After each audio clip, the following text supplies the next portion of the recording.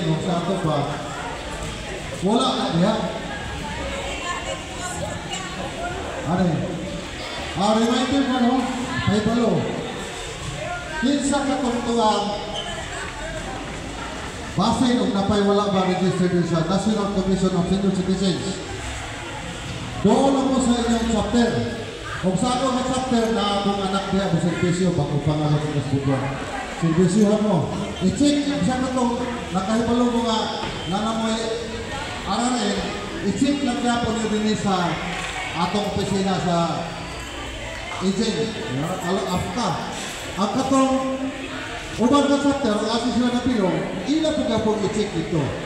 Para pag-turnover na karong 2026, turnover naman wala na tayo problema. Pero turnover ito nga wala pa muna register dyan, dako ng trabaho nun. Ha? Nga nila. Unya,